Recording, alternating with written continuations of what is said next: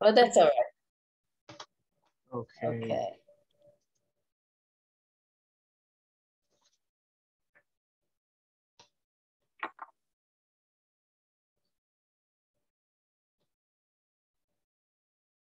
Hello, everyone. Just waiting for a few more people to connect.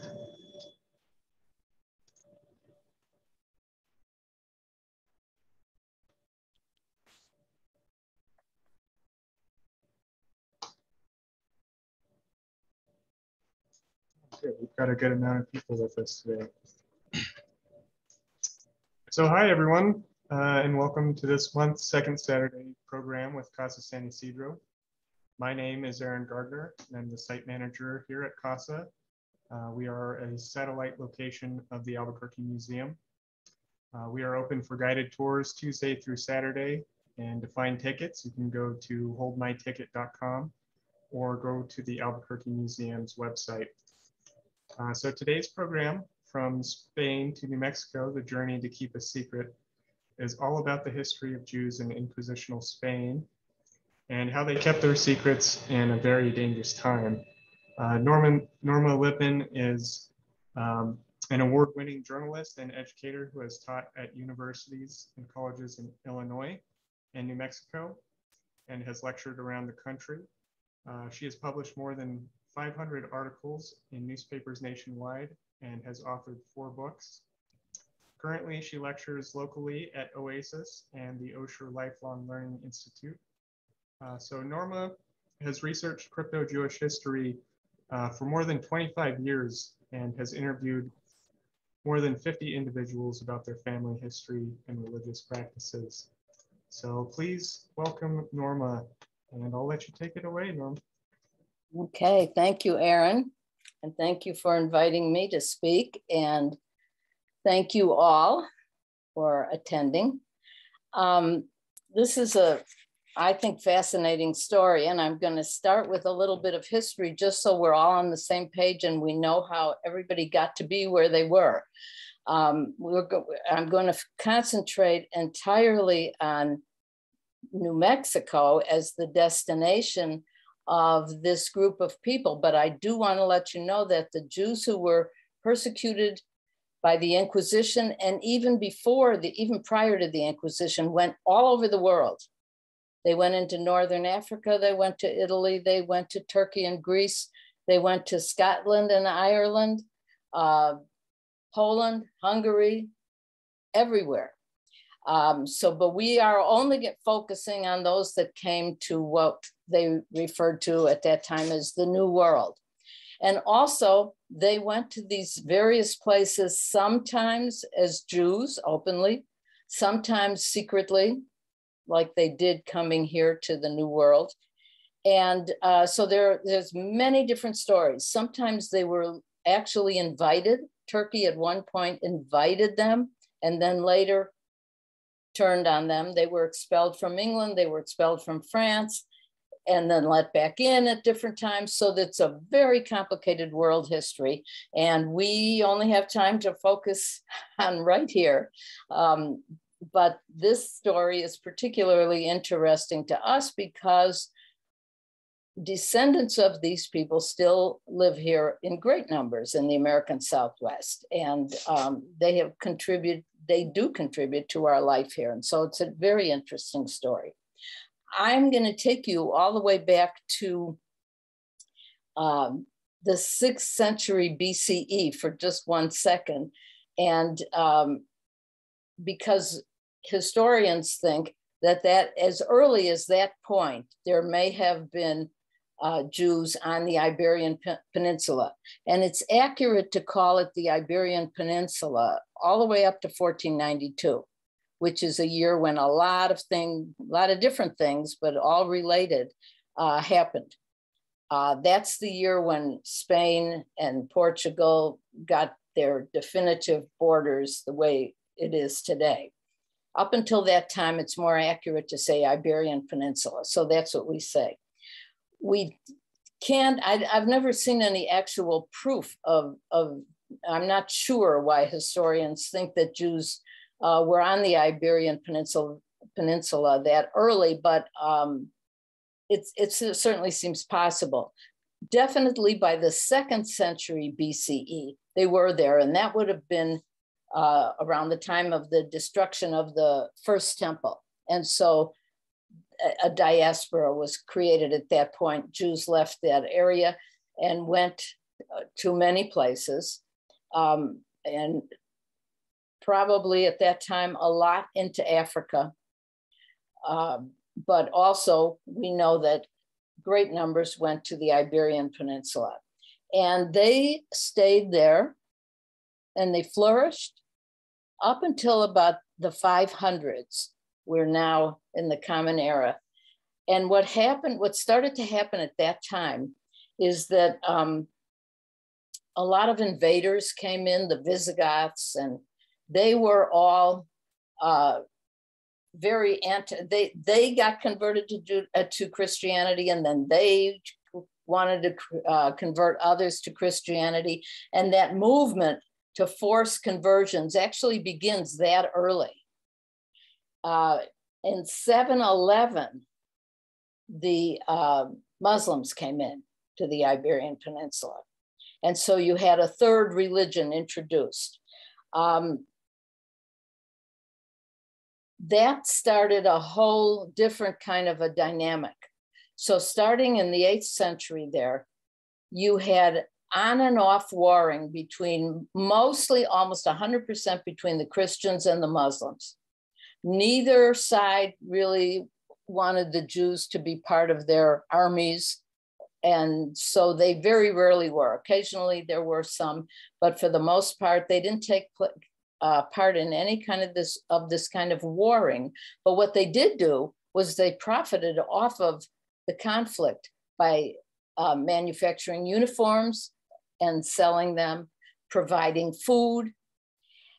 And this is kind of I won't say the beginning of anti-Semitism. It isn't the beginning, but it's an important time because it became obvious that Jews were profiting off the warring that was going on, but they weren't risking their lives at all, whereas Christians and Muslims were dying. This was not really the fault of the Jews. They weren't wanted in either army. But it's one of the historical facts of why a hatred started to build up for them. And as I say, it's not the beginning of it, but it's certainly an important part of it on the Iberian Peninsula. So what happened starting in the 8th century is that a period of intermittent warring went on. So you could be born in one place on the peninsula, live your whole life and never see any war. You're born in another place at the same time, and you'd be swept up in various levels of war. There might be little skirmishes, it might be a really big deal. So they call that period the period of Reconquista. They were each side was trying to reconquer whatever they had lost. But at the same time, you have what they called convivencia, which was the peace that was going on, that would be going on in some places. And it was actually a golden era for Jewish history. A lot of the Jewish philosophers whose names might be familiar to you, Yehuda Halevi, Maimonides, probably the best known one was Maimonides. They all lived during that time. And we're really talking about 600 to 800 years of time, off and on, depending exactly where you were. So it's a difficult time for some people, an easy time for other people. It's very, what do I want to say?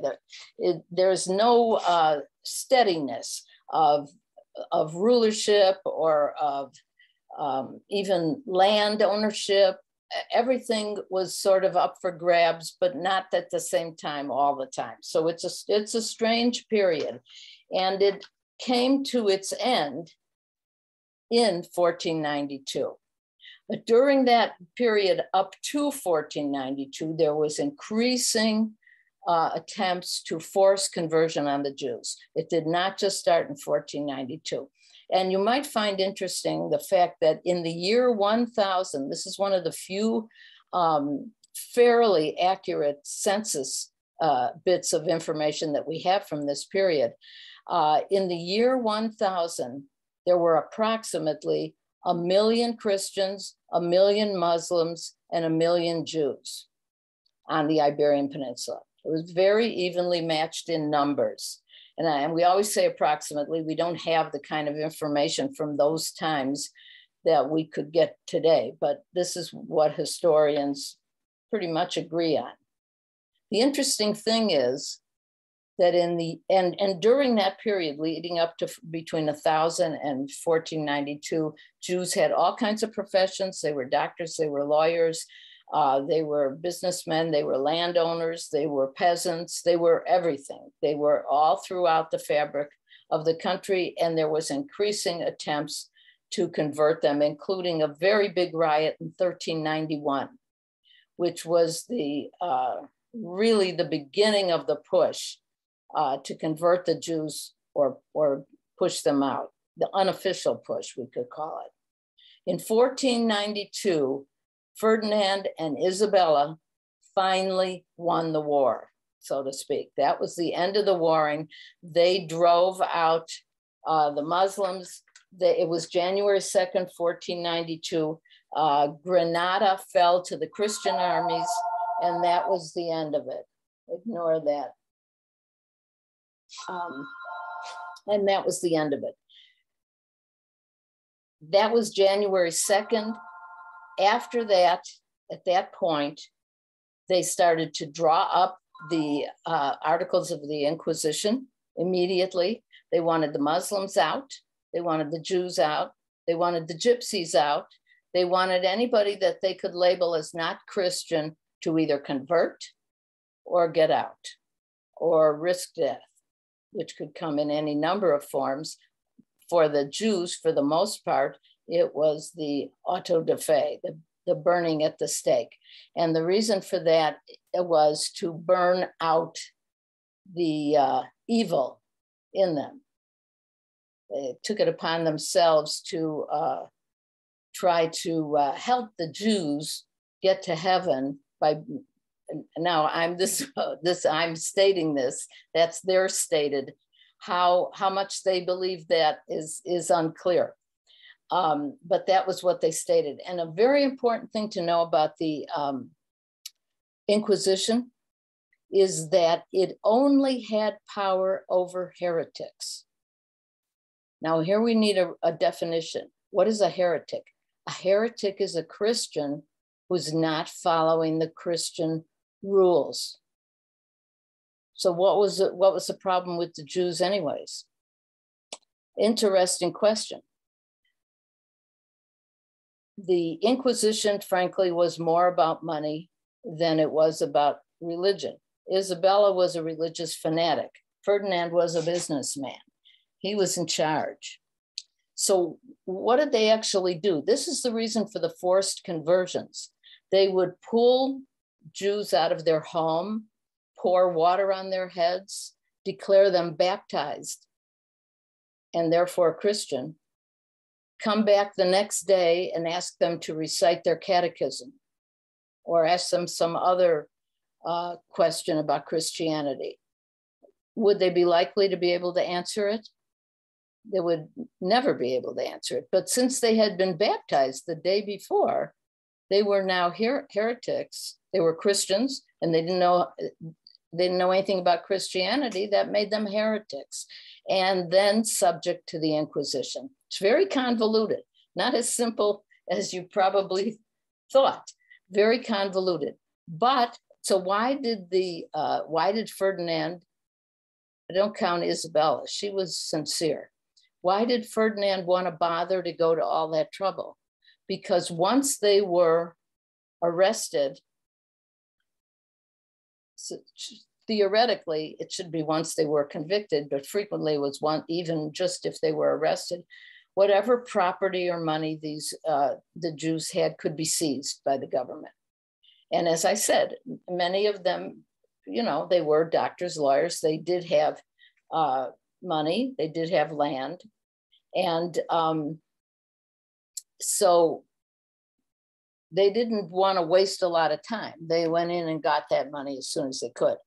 But they followed their own laws.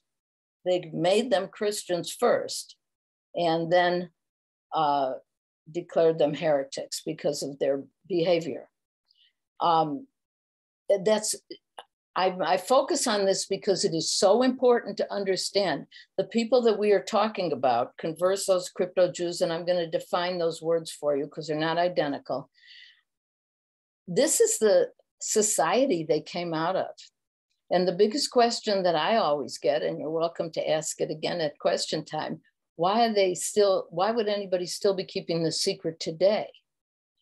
The answer, and we get more details later, but basically it's because anybody who escaped this culture, this system that they were living in, who managed to escape it, they escaped it because they were very careful, very wily, very determined, and they passed that on to their children. What good would it be if their children were arrested for Judaizing? That's what they called practicing Judaism, or worse yet, the highest level of Judaizing, trying to get other converted Jews to come back to Judaism. That was the biggest Judaizing crime that you could have.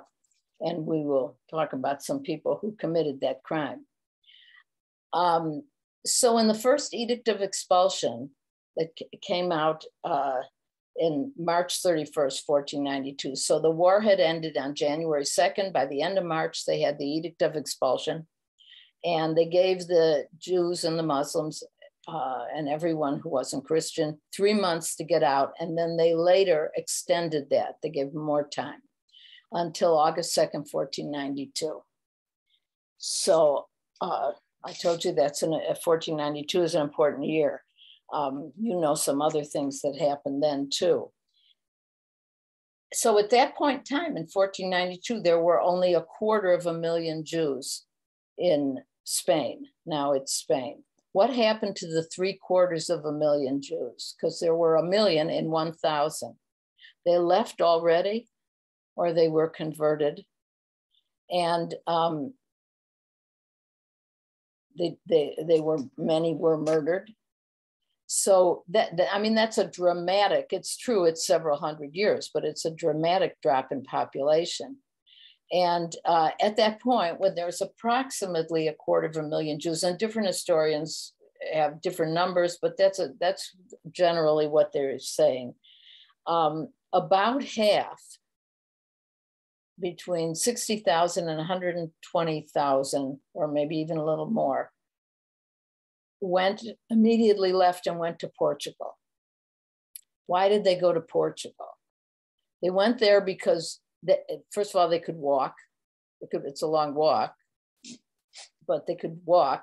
And there was a bridge, it was a toll bridge, and it's still there between Spain and Portugal. The border has moved a few miles, but it's still there where the border was in 1492.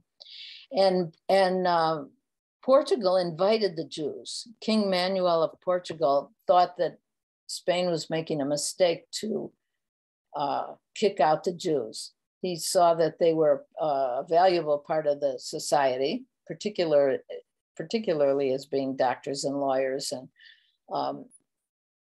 cultural figures.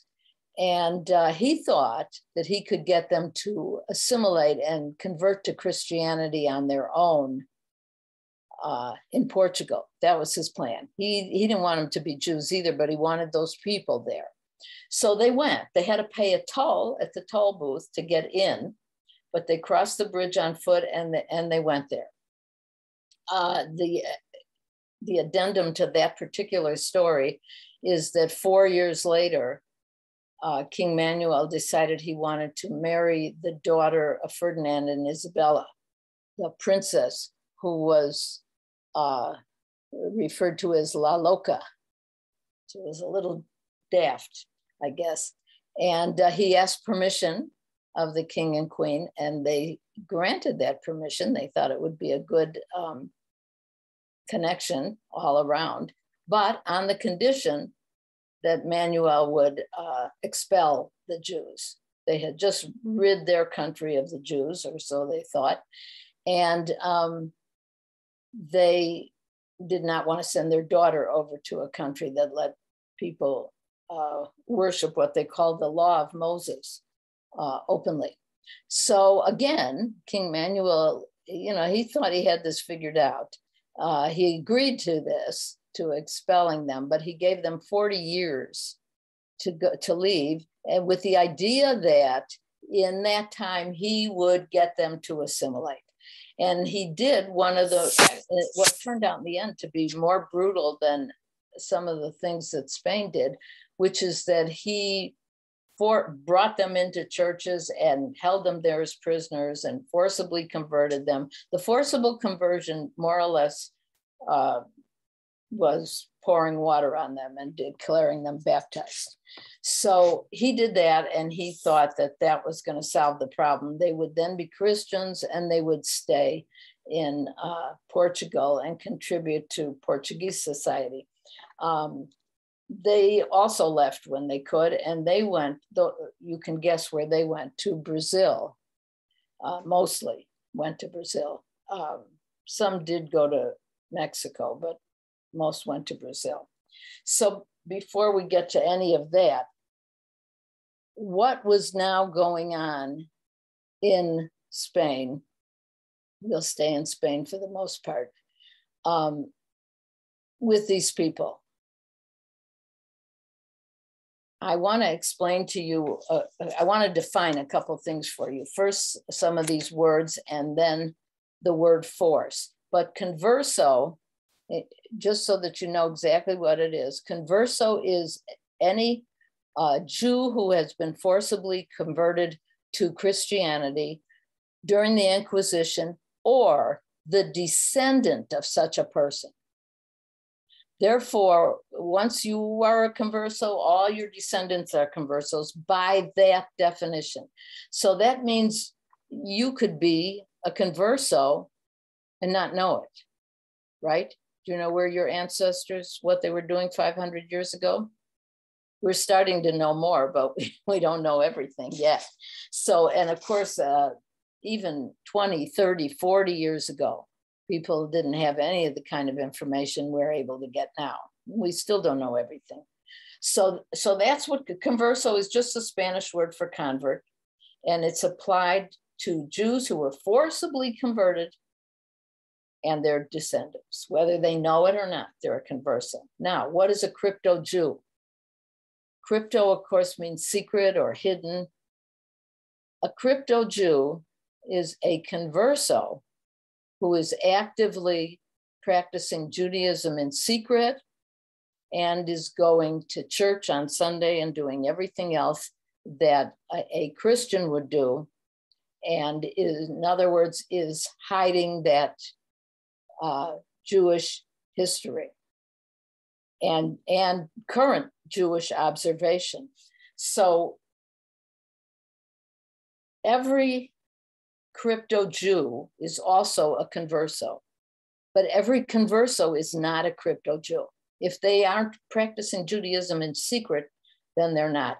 And this again is historians, they believe that really only probably about 5% of all conversos are actual crypto-Jews. In other words, they know what they're doing. You will meet, especially if you live in Albuquerque or other parts of New Mexico, you will meet people who will tell you, I'm a crypto-Jew. I found out when I was 40. Okay, so that person is not a crypto-Jew. They're a converso. If they were a crypto-Jew, they would have been raised with that knowledge. You see what I'm saying? It's a very fine point.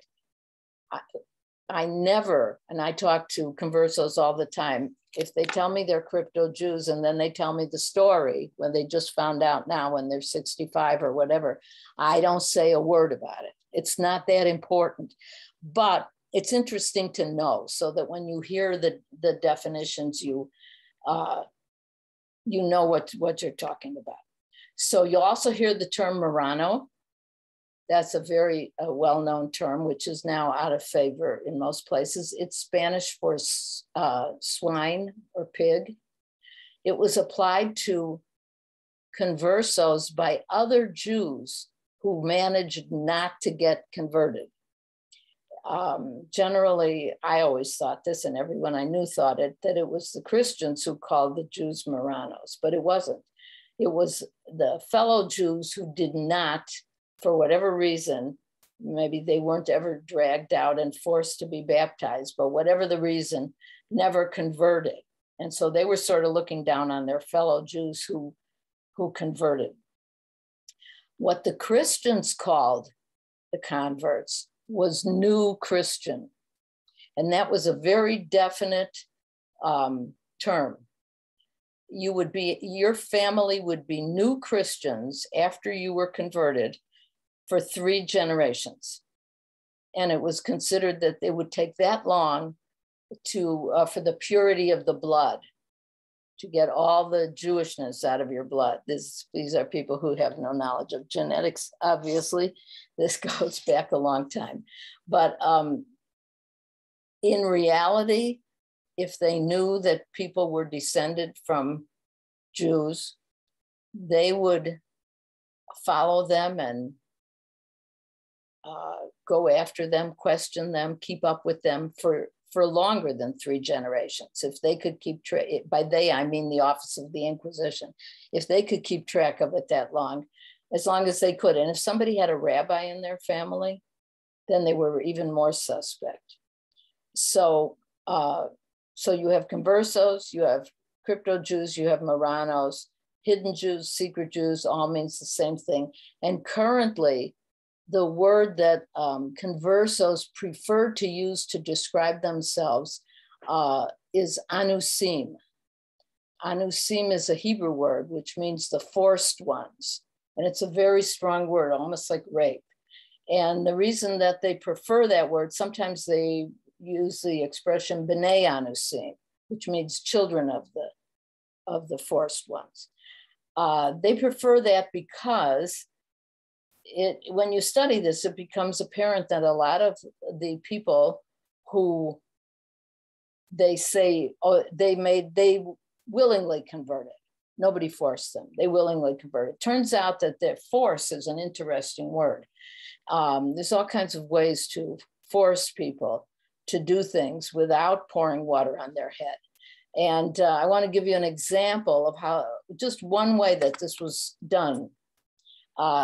After 1492, inquisitors, officials of the Office of Inquisition, would go around from town to town and they would question people. You know, they might question the individuals, but they'd also question the neighbors.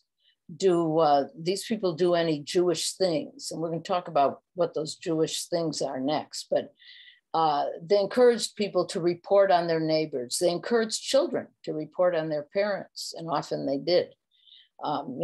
Especially little ones not knowing. So I like this example because this would happen. This happened more than once. Inquisitors go into a small town in Spain, and they determine that there is one Jewish family in that town. And that Jewish family owns a grocery store in the town. Everybody shops there and everybody gets along with that Jewish family. Nobody cares that they're Jewish, whatever the story is. The inquisitors get all the details, and then they go back to this store, to the family, and they tell the family, that's fine. You can stay Jewish if you want. It's your choice. We don't force anybody. But we do have to put this sign up on your door. And the sign says, Christians may not shop in Jewish-owned stores. That's a different rule. That has nothing to do with the Jews, right? So if the whole town's Christian and they can't shop in a store owned by Jews, how long is that store going to stay in business? So, and usually most families had 8, 10, even more kids. You know, there were a lot of children. That's a lot of people to support and feed.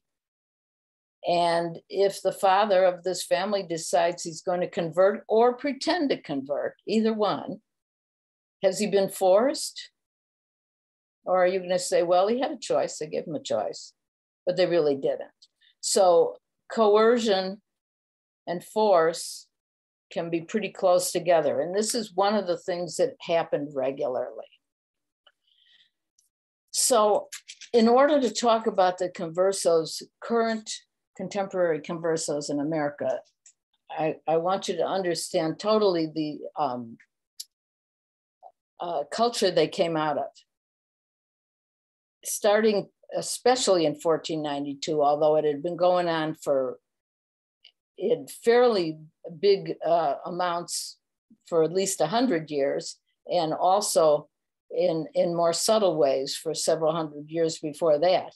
But particularly starting in 1492, when the Office of the Inquisition really took control of the situation,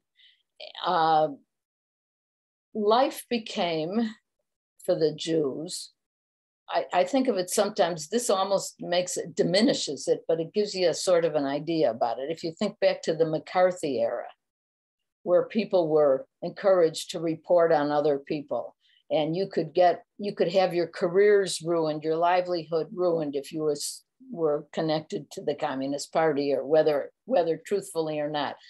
And it was a very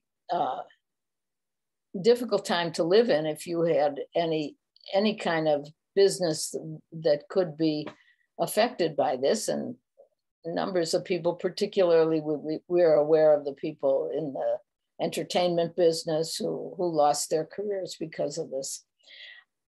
That's how it was, only much more intense, much more intense. But people were literally in the Articles of the Inquisition, it lists Jewish behaviors so that people can spy on their neighbors.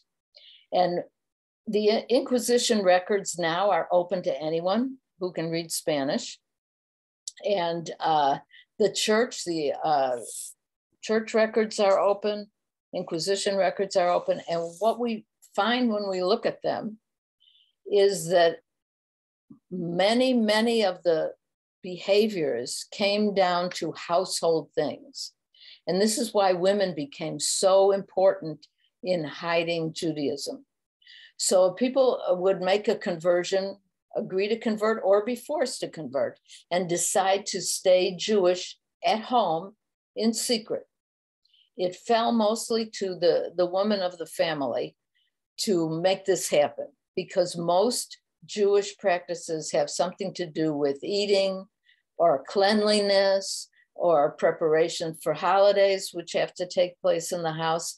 And so it was the women were critical for handing down the secret. The only two Jewish practices that the men had charge of were the slaughtering the meat in the kosher manner, and circumcision. Other than that, everything else fell to the women. So what would happen is that, so all these Jewish practices were outlined in the Articles of the Inquisition. So if even a maid in the house could know, and so she could watch the woman of the house to see what she does. And of course, the obvious things we probably can guess. One has to do with the fact that you're not supposed to do any work on the Sabbath, which is Saturday in the Jewish household.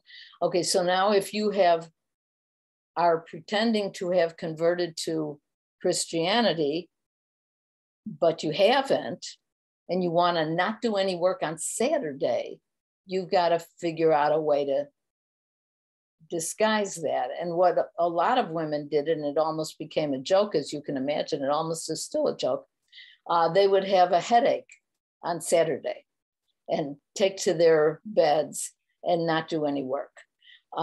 So this would be frequently, if the maid was questioned by the inquisitors, they would ask, does the mistress of the house frequently get a headache on Saturday? So it's real easy, and she would know. Food was critical because you weren't supposed to cook you weren't supposed to do any work on the Sabbath. So you had to prepare your food and clean your house on Friday afternoon. So as far as the house cleaning goes, they would change linens, they would bathe. If they're doing all these things on Friday afternoon, that's very suspect. As far as the food goes, there were particular foods that were considered Jewish foods. For instance, a casserole was considered Jewish food. Why? Because you can make a casserole on Friday afternoon and warm it up again on Saturday in a fireplace where you've had the fire going, or, you know, whatever method you have. They often would bring in a non-Jewish person to keep the fire lit. This is still done in Orthodox synagogues, where they have a non-Jewish person who turns the lights on Saturday morning. That's okay. Or you could just serve, a lot of casseroles could be served cold. Eggplant was considered a Jewish food. I think because it comes out good in casseroles. You know, you can make lasagna or whatever. My favorite one, and I've never heard an explanation for this, but I think I know. I'll tell you what it is. You could believe me or not. I'm not an official expert, but olive oil was considered a Jewish food. Now, why would that be? In Spain, they have two very readily available cooking oils. They have a lot of olive trees and they have a lot of pigs. So they could have olive oil or lard. Well, what are the Jews going to use? They're not going to use the lard because they're forbidden from eating pork. So they use the olive oil. Now, here's the part where my theory comes in. You can laugh at me if you want. But what's the cooking oil of Spain and all of the Mediterranean now, today? I know you're muted, but you're saying olive oil, right? Okay, so here's my theory. How come it's olive oil and not lard if all the Jews were gone after 1492? Because in 1492, if you weren't Jewish, you were using lard.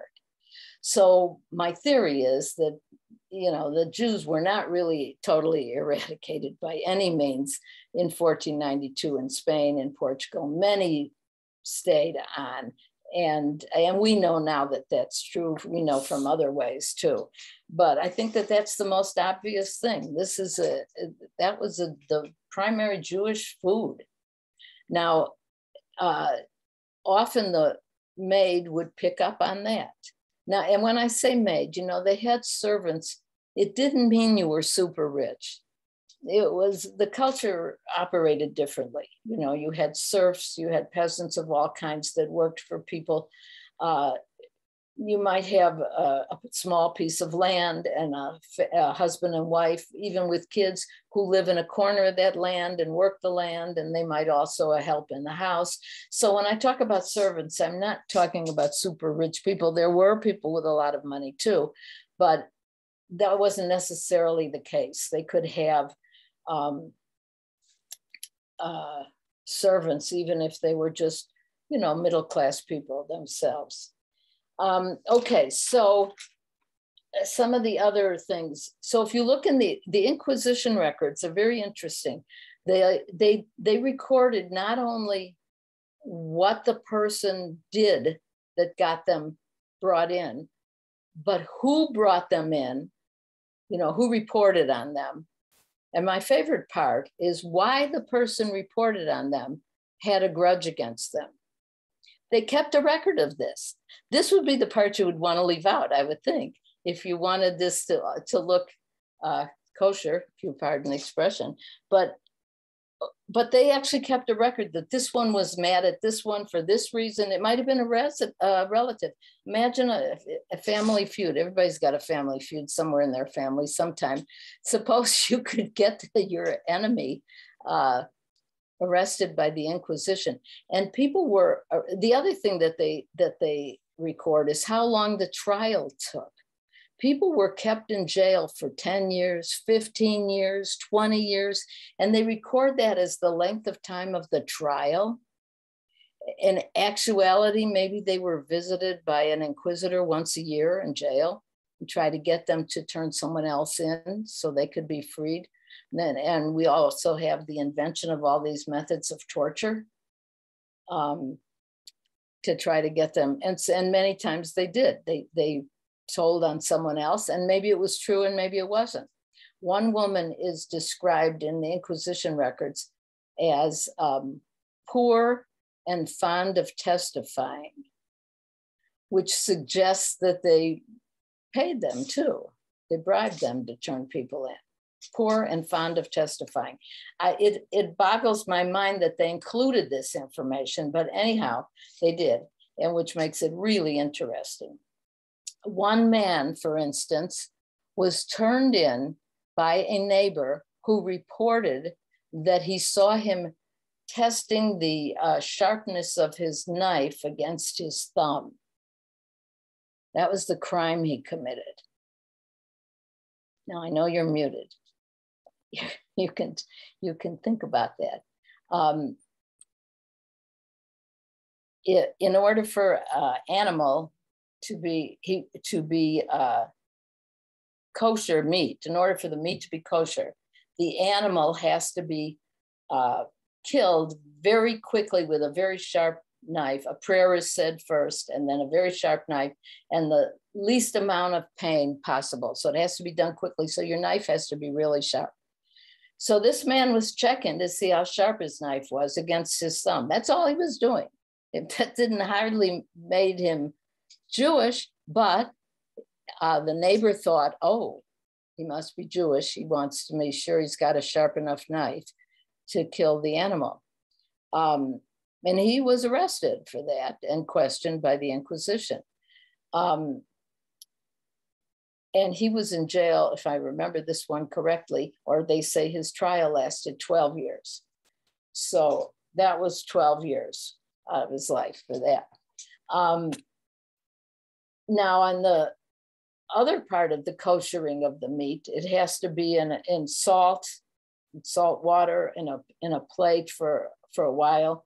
So the woman of the household would do that and then hide the plate with the meat somewhere so that the maid wouldn't see it. Often they put it under the sink. So they were reduced to doing all kinds of surreptitious things like this. I want to give a couple other examples. Oh, this is important. Many people who decided to make a sincere conversion, okay, we're going to do it, enough of this isn't worth it, we'll be Christian.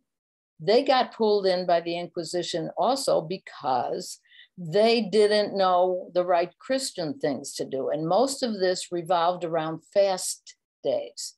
There are holidays where Jews are supposed to fast and holidays where Christians are supposed to fast. When you convert, they got no instruction whatsoever. No instruction, whether it was a forced conversion or they said they're ready, they're going to do it, or they were forced and then they said, okay, no more Judaism. The people who tried to sincerely be Christian, they got pulled in just as much, if not more, than the conversos. Who, well, at that point, any of them they were all crypto-Jews. So they got pulled in more because the crypto-Jews made a real study of this.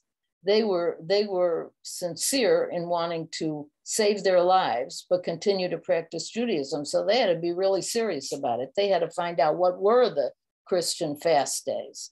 And they had to cover their fasting on Jewish fast days. But those who decided to just be Christian and get it over with, they often didn't know the right things to do and they got caught. So that's just a little irony on the side of the story. So anyways, the bottom line is that these people, they would get turned in for washing their hands before praying, or washing their hands before eating, all kinds of cleanliness things that occurred. They got pulled in for, sometimes someone would have, of the several entries involve two people have a fight. It could, in fact, the one I'm thinking of is a father and a son. And the son, in his anger, called his father a Jew. to be meaning an insult by that. But they weren't Jewish. The father was arrested immediately. And these people were kept in jail for so long that some of them even developed codes where they knocked on the walls and they talked to each other. They were there for years with the same people in the next cell. So they developed a system of codes. Years ago, I knew somebody who was working on that, and I don't know whatever happened, but I never saw a book come out or anything, but that would be really interesting. So in any event, some people decided to get out and they went all over. But following 1492, when Columbus, so-called, discovered this whole landmass, and definitely had some Jews with him, he left on August 2nd, 1492, the date of the expulsion. Coincidence, I don't know. But he had with him people who were, they at part of the law at that time was if you were going to go on a ship, you had to convert first. And Columbus and any of the other, there were ships all over leaving the shores. So there were people being converted at the shore. That would be, for those people, that was the easiest conversion they had because they were on the ship with a lot of other Jews. And everybody knew what was going on and they were leaving Spain. So, but they were taking with them what? Practically nothing. Starting in 1492 and into the future, they could only take what they could carry with them. They left their land, they left their homes, they left most of their possessions. And the law was if you were owed money by anyone, an individual, a business, or the state itself, that debt was erased.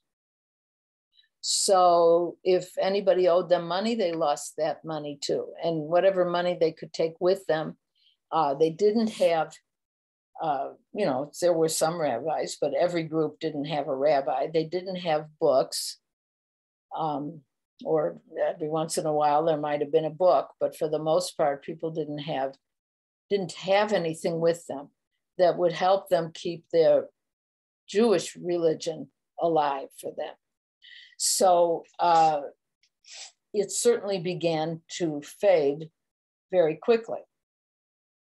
There were fewer and fewer crypto-Jews, but they were not gone. They were never gone. They're not gone now. And that's a very important thing.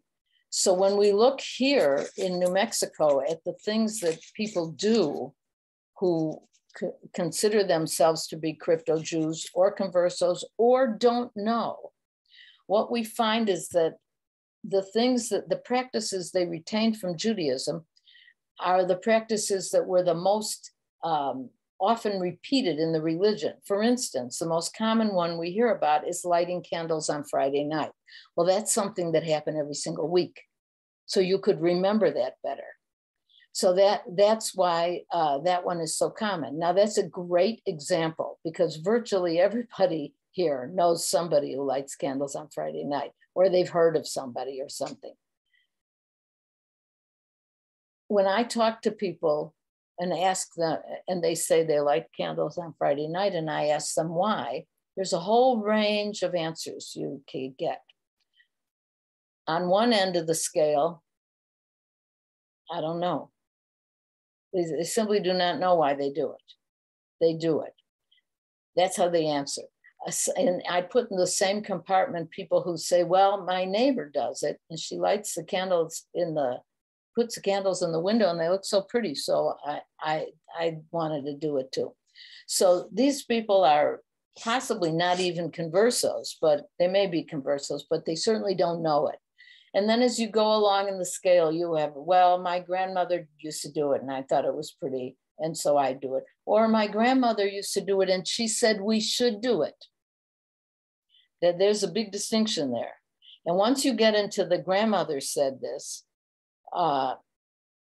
then you're getting to people who are aware of it. But that doesn't mean that they do anything else but light the candles on, you know. I would say, well, why did she think you should do it? Oh, well, we used to be Jewish in Spain, but we're not anymore. That's a very true, honest answer. You're not going to find many people who are going to say we're secretly Jews. In fact, you're not going to find any, because if after 500 plus years, they are still keeping this secret and still think they need to, they're not going to tell me. When I first started to do this interviewing, I thought that because I was Jewish, this was going to be a breeze. Well, that turns out not to be the case. I would have had an easier time as a Spanish-speaking practicing Catholic. So, and I'm sure you can see why. So that has been a very delicate part of the process. This is not an easy thing. And when I first came, well, it was even before I moved to New Mexico, I was doing this research, and I met with Dr. Stanley Hordes, and I hope that most of you know who he is. He was a state historian in the 80s. And he's really the reason that all of this came into the open, because when he had gotten his PhD researching the Inquisition in Mexico City. And the Converso community here, or a portion of it, when they heard that he was Jewish and he had done this research, they started to come to him to tell them, not the people who were crypto-Jews, but the people who were conversos and thought that there was something Jewish about something or other that they do. And they thought he could just tell them why they'd have that in their family. And of course, he came here, he would tell you, he had no idea there was a person left on earth who was descended from the forced converts. No idea. He had studied the crypto-Jews in Mexico City who were burnt at the stake, but it never occurred to him anyone could be left. So he didn't come here with the idea of doing any research on it. The people came to him, and it was like, you know, a Pandora's box opened up or something. It was just the beginning. And of course, once he realized what was going on, he was very interested. And a mere 20 years later, had a book, and I recommend it, To the End of the Earth. Aaron will put that up, I'm sure, as still the definitive book on this subject. And he's doing research in the Caribbean right now on the story. And people often ask me, is there any truth to the fact that there were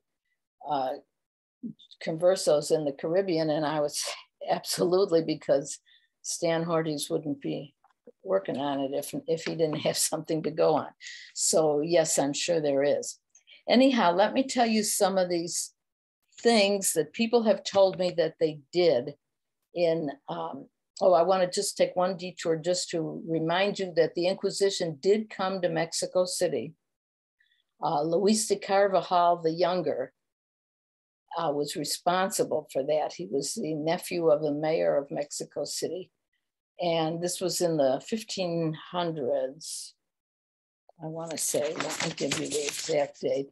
Yeah, the 1570s.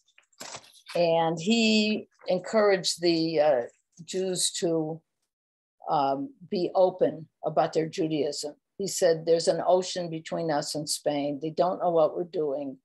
We can do whatever we want, and we should. And that's a quick version of it. And he was wrong. They did know. And they sent the Inquisition over, and he was burnt at the stake. His mother, his sisters, virtually his whole family, most of his family were burnt at the stake. People began moving north to get away. And that's why we have such a large number in southern Texas, Arizona, New Mexico, and southern Colorado. Not that they aren't in other places. And I always like to say that the first crypto-Jew I ever interviewed was in 1994 in the Mexican neighborhood of Chicago. So when I say that, you know, they went everywhere, but of course you can see why most of them would be in this straight line up from Mexico. So what are some of the things? All right, lighting candles on Friday night. All right, you've got Passover. That's a holiday that doesn't come around every week. It comes around once a year. In the very beginning, the Jews who were here would get tortillas from the native population, because it was, you know, was no matzah here, but you're not supposed to eat bread that has risen. So that's a flat bread. So that was the closest thing they could. And by the way, I would like to also mention that there were, again, historians, and Stan Hortis in particular, feel that about 40% of the original Spanish settlers had some Jewish connection, which they may or may not have known about. And you might wonder why 40% of those settlers would have wanted to come to a place like this, but a lot of them came, excuse me, because they were, they got out of jail. They got them out of jail and took them along with. But the main thrust of what these original settlers were here for was to convert the native population to Christianity.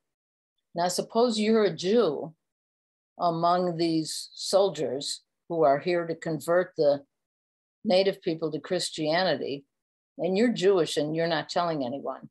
How is that gonna sit with you to participate in the forced conversion of the native population of this area to Christianity when you yourself are a descendant of forced converts and you know what that means? You know how that impacted your life. So that's something to think about. Never gets talked about, but it's something to think about. When you're wanting to know why these people still keep the secret, those who do, that's part of it. Every generation has had this drilled into them that it is dangerous to be Jewish.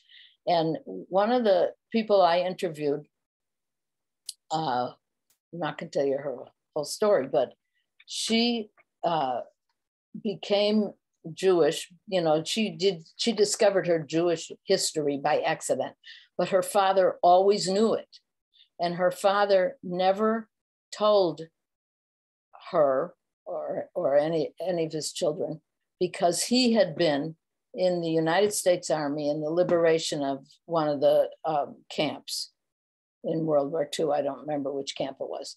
And that was his generation, Jews exterminated, 6 million of them. Why would he think it was safe to be a Jew? Why would he think that he should tell his children that they're Jewish so they could go around and announce it when he'd just seen this in his own lifetime? It wasn't history for him. So that's one of the reasons too. Here's a few of the common things that are in converso families. Often the people do not know why they do these things, but they have been taught to do them. Throw out an egg that has a drop of blood in it. That's not kosher.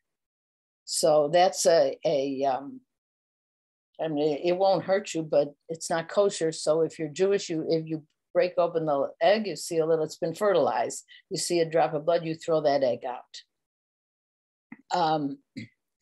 Lighting candles on Friday night, we said that. Koshering the meat, keeping your meat and dairy separate. That's a big thing that's still done a lot.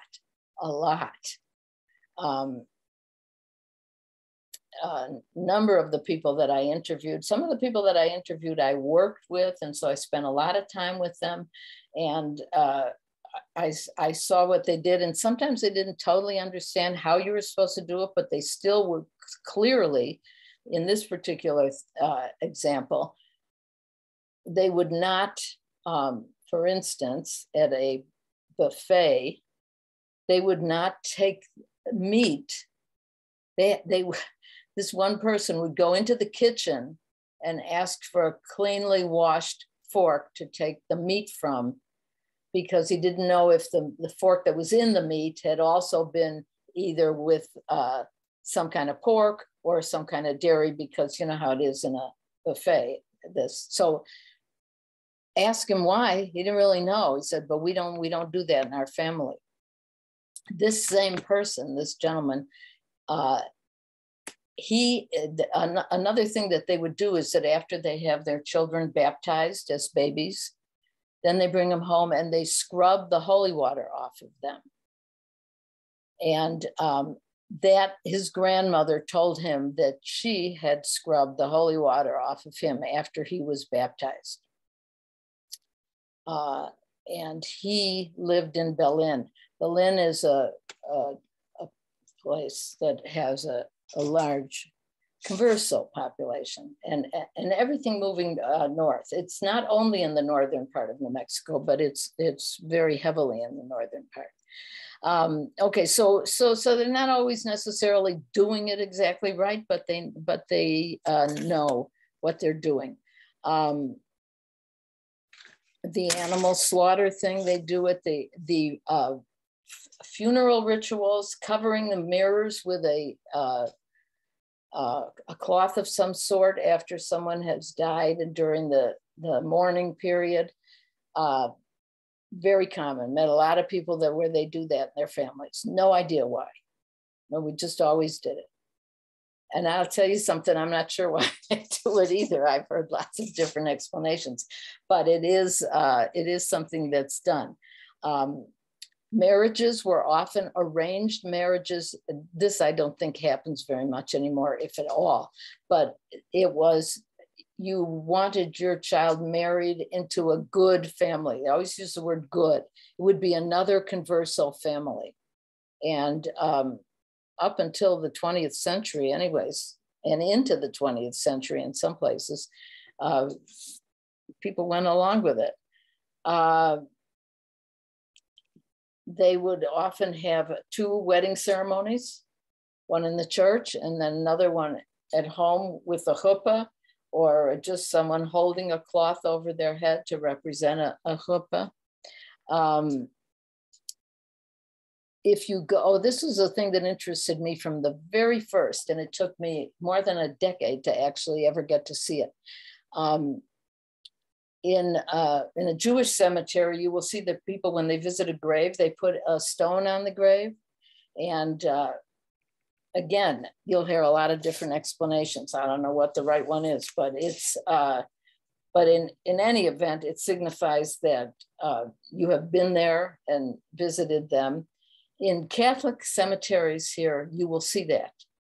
You'll see that stone on a Catholic grave. And when I finally did get to visit a Catholic cemetery and look for these things, I found most interesting, not only the stones, but many graves where there is no Christian iconography on the grave at all. Nothing, no cross, no nothing. It could be plain without anything, or it might have a 6-petaled flower. You wouldn't put a 6-pointed star on, but a 6-petaled flower that represents that. Generally, if there's nothing Christian, but there's a book, an open book on the headstone, that's probably Jewish. Some of them are very overt. They have Hebrew lettering, but they'll have a cross. And the one that really touched me was one where it was a woman, and it had her name and her dates of birth and death. And underneath it, it said, "I prayed to the Father." And that's all. But that's a theme that goes through Converso families. So we pray to the Father. So they don't believe in the Trinity. They believe only in the Father. And it used to be, and I saw this once or twice when I first moved here. I've not seen it in or probably 25 years. Old men praying like this, under their breath. You don't really know what they're saying, and they go like this, which I am told is the Father part of the cross. So I mean, no disrespect to anybody, but that's what they were doing. They were praying to the Father, and they did that part of it. And if they had to, when they went to church, they would do the whole thing. They would do anything that they had to do. And by the way, Circumcision is an interesting point here too. Forever, going all the way back to pre-1492, boys would be circumcised if the parents thought it was safe. Now, when you think of, remember what I told you about this constant warring, and in one place there might be wars and in another place there might not be. That was quite a decision for parents to make, because of course, up until modern times, now it's not an issue anymore because lots of people get circumcised. It's not as a Jewish ritual, but up until fairly recent times, that identified you as a Jew. And I'll give you an example of one of the trials held in Mexico City. A man, his last name was Robledo. He was brought down from northern New Mexico to stand trial. He'd been accused of Judaizing. And by the way, the trip from northern New Mexico to Mexico City in the 1500s, it's not an airplane trip. So dragged him all the way down here, put him on trial. His parents did not think it was safe to circumcise him, so he was not circumcised. He demonstrated this at the trial, and he was exonerated. He was allowed to go back home. Wasn't circumcised, so he couldn't have been Jewish, although he was. So he went back home. When he got back home, his wife had been imprisoned as soon as he was taken away, and she had died in prison. And all of his land and everything that he had been confiscated, and he died 5 months after he got home. So there's an Inquisition trial story for you. And that happened here in the New World. Quick burial, which is also the native way. So it wasn't hard to do here. Let's see if I've left anything else out. The Shiva, where they sit for 7 days and eat eggs and all this, many of these families, washing your hands at the door before you come in from the funeral, many of these families have this. Luminarias. Everybody knows what luminaria is, I'm sure, if you live here. Okay, so they were brought with the original Spanish settlers. It's the candle in the bag. Maybe not everyone is necessarily who's watching this lives here, but it's the candle in the bag, and you put it out at Christmas, and it's supposed to light the way for Jesus to go to the church. And this is another tradition that has a lot of explanations. But it was the early settlers, 40% of whom we're told were Jewish or had some Jewish history, whether they knew it or not. And originally, the way that the luminarias were lit was that 8 nights before Christmas, they'd light 1. 7 nights before Christmas, they'd light 2. 6 nights before, they'd light 3. And then by Christmas, they had 8 lit. So this is obviously an attempt to bring Hanukkah into their Christmas celebration. That method of doing it, as far as I know, has been abandoned, but that's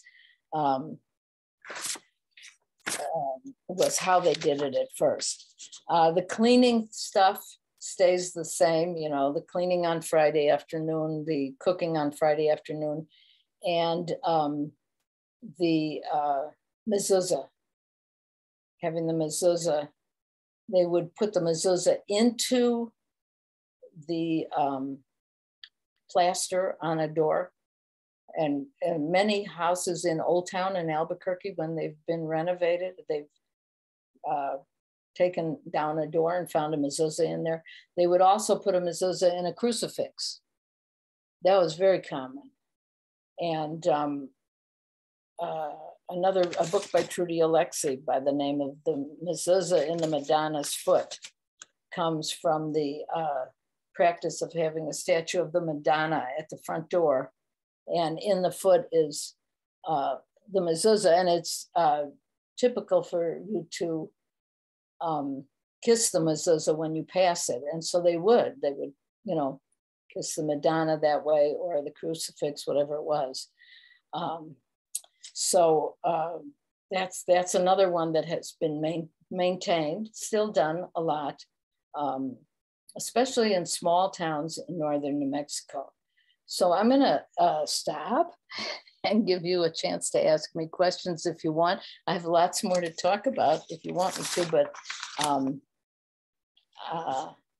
I need to give you a chance if you've got any questions, and Aaron's gonna take a look. Yeah, thank you, Norma. We have a question asking, what is it about the open book on a headstone left on a grave that represents Judaism? Okay, what is it about the open book? So the Jews have been considered a scholarly group. They're often called the people of the book. And but the book itself, I think, is supposed to represent the Bible, the Old Testament Bible, the first 5 books, or which is the Torah. Also, it would, and I should say there was sometimes a scroll too, but a scroll would be more obvious. That would be riskier. Book is not so obvious, and that reminds me of here's one of a typical practice. It was very hard to get books in the first few hundred years that they were here, and the Catholic religion prior to the 20th century did not encourage reading of the Bible. You know, they that's not like that anymore, but they said, we can tell you what to do. You don't need to read it. Well, Jews wanted to read it. They wanted to read the Bible. That's one of the reasons when the Presbyterians came into the state and started trying to convert Catholics, they did a pretty good job of it. The thing was that a lot of the Catholics that they were converting were the Jews who wanted to be able to read the book, and Protestants had Bible study and things like that. Well, Jews do too. You know, they have Torah class, so which is the same thing. So they were able to. A lot of those conversions were actually crypto-Jews at that time. And another thing that calls to mind is card playing. The Jews would sometimes get together in somebody's dining room and as a regular thing, a group, and they would meet and they would study the Bible once they had access to it. And what they did was, though, they would have cards on the table, playing cards. And if someone knocked on the door, this is in America, if someone knocked on the door, they would put the books on their lap and they would grab the cards. So they were playing cards. Anything you ask me, it's going to make me think of something else. Whoops. Anything else?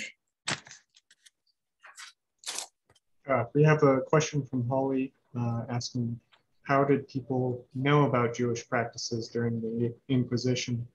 Great question. And I just recently got some answers to that question because I didn't know. They would know, the one way I knew that the information would be passed down, usually through the women, from mother to daughter or grandmother, whatever. But it turns out that there were some books that were passed around, and there were the reason I heard this in a lecture recently regarding Luis de Carvajal in Mexico City, the one who got the Inquisition brought to Mexico City, because the question was asked, how did he know about the Jewish practices all the way out there where they weren't practicing them? And they said that in fact, of course, some of it was handed down. Most of it was handed down by the women of the family. But there were some books and there were men who talked about it, and especially in jail. And remember, I told you about the knocking on the wall and the codes. Some of that, they believe, may have included information trying to keep stories alive. So it was a lot of that. It's hard to imagine that that they could survive. But again, remember, of actual descendants who know what they're doing and are actively practicing both Judaism and Christianity, they think it's only 5% of conversos. So that kind of information got fewer and fewer. And I'd like to mention one other thing when you talk about this, how did this go on? Just so that you have some dates here. 1391 were those riots. 1478 was the establishment of the Office of the Inquisition. 1492, of course, was the expulsion. By the 1570s, the Inquisition had come to Mexico City. Now, nobody's asked me that, maybe you want to. When did it end? This is interesting. 1834, the Inquisition was officially ended. However, the office of the, and there were no more burning at the stake that we know of, or that I know of, after 1834. The office of the Inquisition did not close. It still remained open in Spain. And in 1992, when the Olympics were held in Barcelona, the representatives of the United States government and the Israeli government went to Spain and said, according to your laws, which are still on the books, a Jew cannot go into Spain. Of course, there were Jews in Spain. There were tourist Jews touring Spain. You know, I mean, there were, but that was not the law. And so either you change the law or there won't be any Jews at the Olympics. So they did change the law. And that is when what they did was they moved the Office of the Inquisition. They closed it in Spain, and they moved it to, I think it was in Madrid, not Barcelona, but they moved it to the Vatican, where I believe it still exists today. It's largely just a censorship function, but so it's not exactly entirely gone, but nobody's been burnt at the stake for a while, I'm happy to say. Anything else?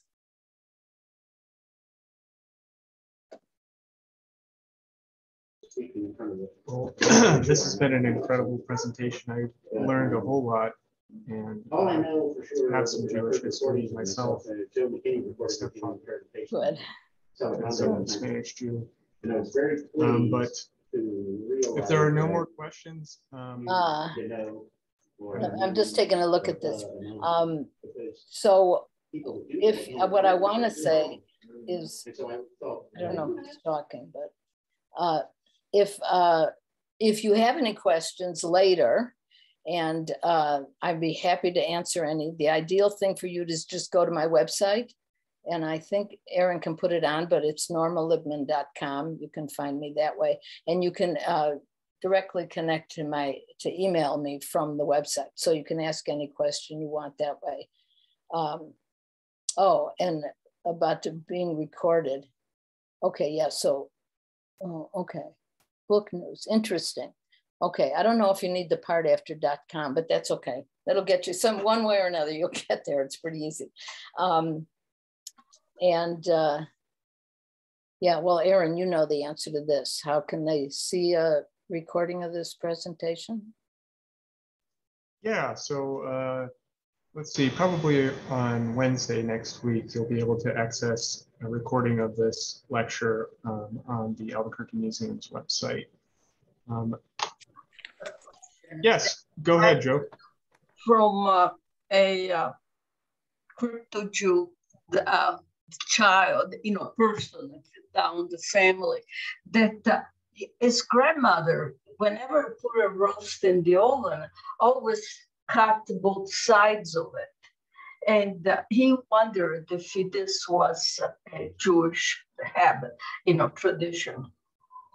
I'm not sure what you're saying. Had both sides of what? Of a roast that was put in the oven. A beef roast or whatever. A roast. Yeah, a meat roast. A roast. Oh, a roast. Okay, I was hearing rose. Covering the roast, you're saying? No, cutting both sides. From both sides. Yeah. I never heard that. I don't know. I don't know. That's a really good question. That's what makes this so difficult, because families have all kinds of traditions, and sorting out where they all come from is not always clear cut, you know. Yeah, I just said, well, my grandmother always do that. Huh. Figure this was a Jewish. I've never heard of it, but I wouldn't say no for sure, because I just never heard of it. The question I would ask somebody is, are there any other things that they do that you know, then that might help to pinpoint it. Mm-hmm. Gee, I can't think of any reason, any Jewish connection to cutting the roast from both. Unless it didn't fit in the oven. It was big, and then you cut in the sides. I don't know. That's really interesting. Well, if you're curious, ask around in your family for any other unusual. This was a Crypto-Jew that told us the story. Yeah. Okay. Well, that's a good one. Okay. And then Sue, hi Sue, is asking, are they now practicing openly? Yeah, that's something that we should talk about. So there are still some who are practicing totally secretly. There are some who have both conversos who just did their family history and found out that their family had been Jewish, or conversos who always knew. Some do want to return to Judaism. I use the word return because that's what they prefer. If they haven't practiced Judaism ever in their life, and they don't, that would be not, even for a crypto Jew, they may have gotten so far away from all the rules that what they're practicing, that their beliefs are not entirely correct anymore, although they believe them, and that's important. But if they want to return, they originally, when all this started, maybe going back 30 years, you know, if they went to a rabbi, the rabbi would say, well, you don't know anything about Judaism, you have to convert. Many were offended by that because their ancestors had been forced to convert. Convert would sort of be a word that was a trigger, you know, the way we talk about triggers today. And so they began to say that they wanted to return.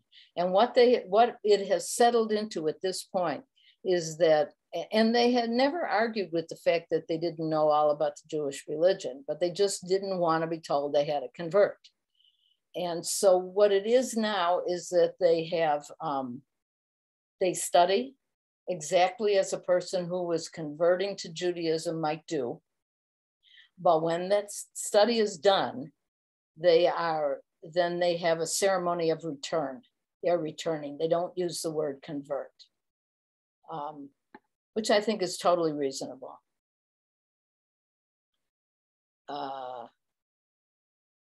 Here, this is Roger Estes says that his great-grandmother, I know this sounds like, well, okay, his great-grandmother used to do that with the roast. Can you see that there? And she said the pot wasn't big enough for the roast or the ham. Now, if she's cutting from both sides of the ham too, then we have our answer already. But that's interesting. I don't know. Is that serious, Roger? That's kind of cute. But I think it sounds like a little bit of humor there, but that's okay. We have a comment from Jennifer. She says, yeah, it could be interpreted as a kosher cutting technique. It could be interpreted as kosher meat cutting technique. I don't know what meat cutting technique there is. I don't know everything, so it's and there's plenty of stuff going on. So We also have another question from Yvonne. Is this history being taught in schools? I don't believe that's true. As far as I know, it is not being taught in schools. At one time, I can't remember what, she was at Congregation Albert, and I think she was a teacher there. Anyways, she was working on a curriculum for teaching this in in middle school, I think. But I don't know. I thought that maybe some schools in New Mexico had taken that, had adopted that and were doing it, but I don't know. I don't know if, and certainly anywhere else, I'll tell you, other than here in the Southwest, this whole thing is still not entirely accepted by Jews as being believable.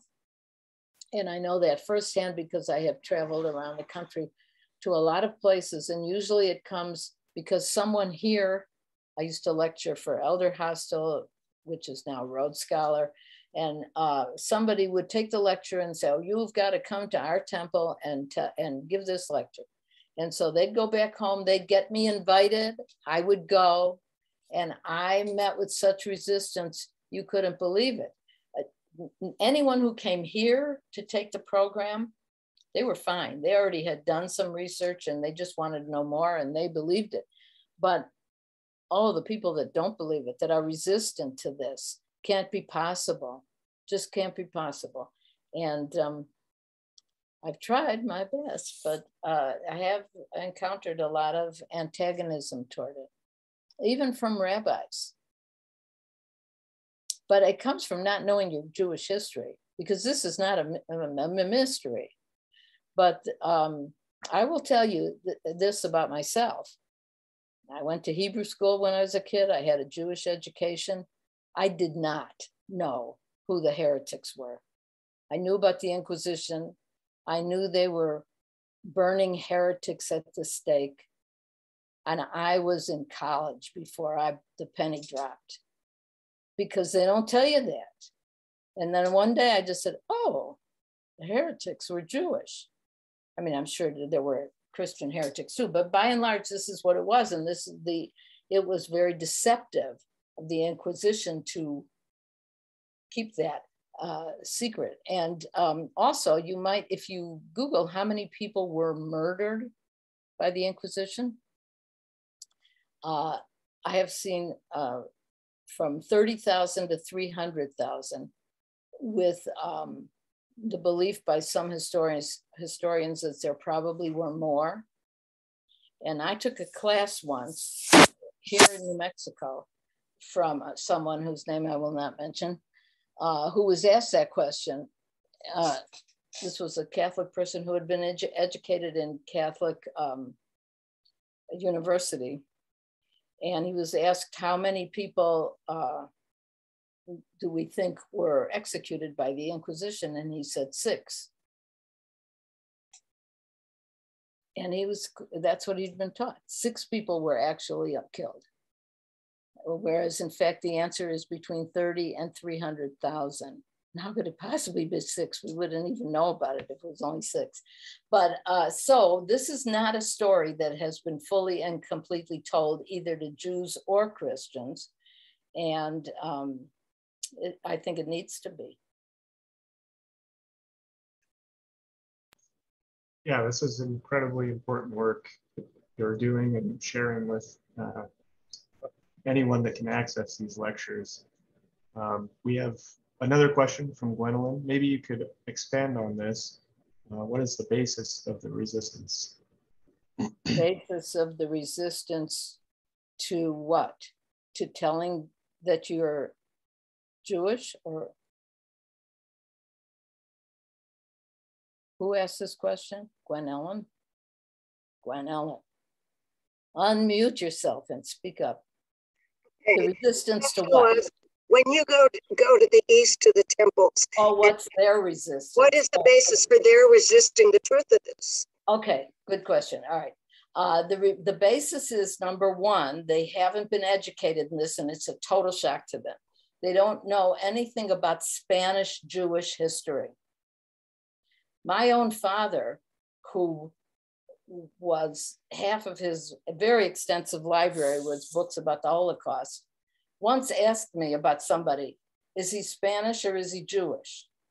Now, I educated him, but at that particular time that happened, he did not know there were Spanish Jews because it was not taught. It wasn't, I didn't learn it either, really. You know, and my, you know, Spanish Jews are Spanish, Mediterranean, Italian, anything. They are Sephardic Jews, and Jews that come from Hungary, Poland, Germany are Ashkenazi Jews, okay?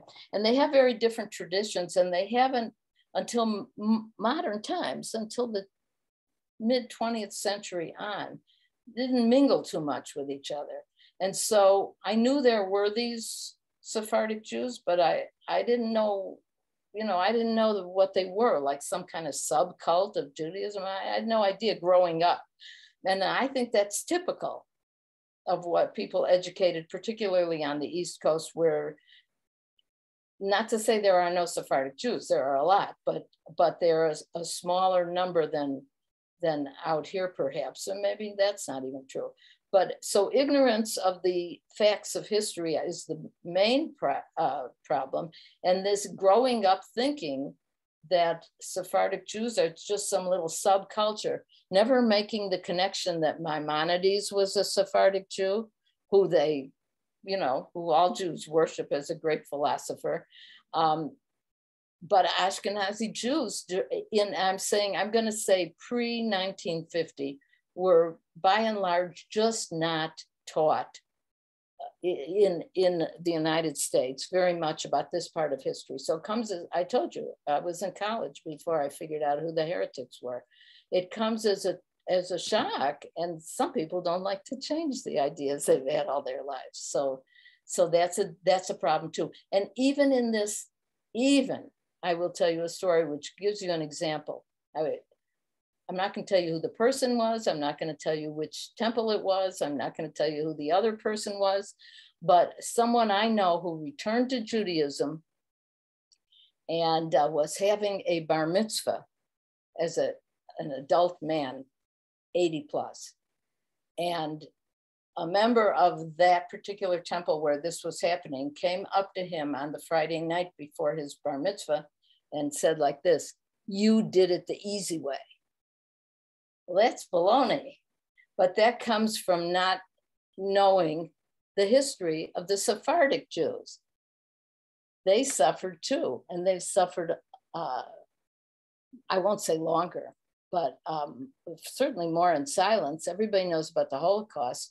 This was you know, not supposed to say anything was a Holocaust besides the Holocaust, but this was a terrible, terrible thing that hasn't really been, you know, taught. What is that movie with the Monty Python movie? It says everyone something about the Spanish Inquisition. It's a joke. Well, it's not a joke to everybody. So I think it's a lack of education on the subject more than anything else. And since you don't see it like you do here, it's harder to come around to believe it. When you're here and you meet people and you see how widespread it is, you even if you're not that interested, you get to begin to accept it, I think, a little better. If you're on the East Coast, or east of the Mississippi, you're pretty much insulated from that, if that's a good answer. And Roger, I appreciated that it was real. I see what you said here. Okay. Anything else? History of the World, Part 1, that's right. Nobody expects the Spanish Inquisition. That's the line. Very funny. Maybe it's Mel Brooks, I don't know. Okay, did we miss anything here? There was one more question. And you may or may not know this, but what has been revealed by DNA family heritage analysis I know people are starting. Yeah, what has been revealed by DNA family heritage? Oh, yeah. A lot has been revealed by DNA studies. And I'll give you the most fascinating example. Not everything has been revealed. We've got a ways to go for sure. But up in San Luis, Colorado, and I can't remember the name of the book. It has the word princess in it. But anyways, a study was done in San Luis, Colorado, which is in the southern part of Colorado, has a very Spanish population that turns out to be largely Converso. And there was an unlikely large occurrence of breast cancer in that population. And there is, for, you know, if you don't know it, there's the breast cancer gene in Ashkenazi Jewish women, which is escaping me, BRCA2, I think is what it is, that Ashkenazi Jewish women can be tested for it and see if they have it. It's pretty rampant there. Well, anyways, this was I don't know who started this, but they thought there was an unlikely number of breast cancer cases among these Hispanic women in San Luis, Colorado, and they did some testing and they had the BRCA2 gene. So it turns out it's not just Ashkenazi, it's any kind of Jewish women. And it also shows that there's been much more mingling between Sephardic and Ashkenazi Jews than Ashkenazi Jews are willing to admit. And remember what I said right in the very beginning, that the Jews, the Conversos or the Jews in Spain went everywhere, and they did. And they were in Germany, they were in Poland, they were definitely in Poland. But the problem is, see, if you're a Sephardic Jew living here, and you can trace your family back quite a ways because of the Inquisition records. But if you went up to Poland and mixed in with the Ashkenazi community, now you can't trace it so well because most of those towns were destroyed, and there aren't very long ranging records for both DNA and any kind of genetic tracing. So if you stayed with the Sephardic population, you have a much better chance of being able to trace your family back and find out if you really are descended from Jews. If you mixed in with the Ashkenazi population, you can't. So that's a big part of the problem too. BRCA1 or, oh, see, there's more information than I had. The Indian Princess and the Wandering Gene. Thank you very much. That's the title of the book. It's fascinating, absolutely fascinating. You don't have to be a scientist to understand it at all. I read it, I understood it. And I can't think of the author's name either, but he does, I've seen him speak a couple times. So that was a big breakthrough thing, and I think it maybe goes back at least 10 years.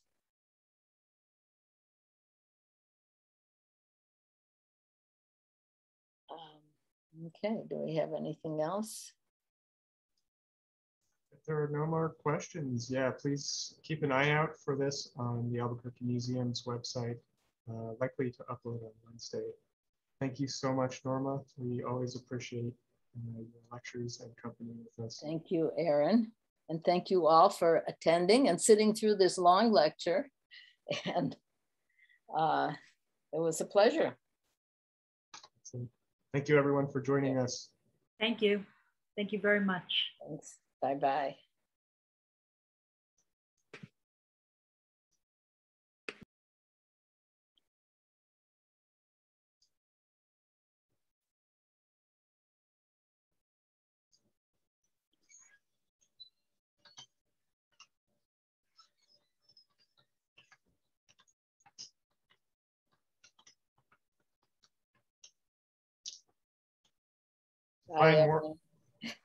Bye, Norma. Thank you.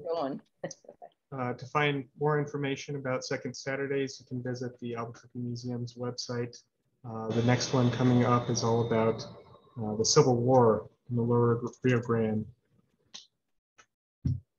Thanks, everyone.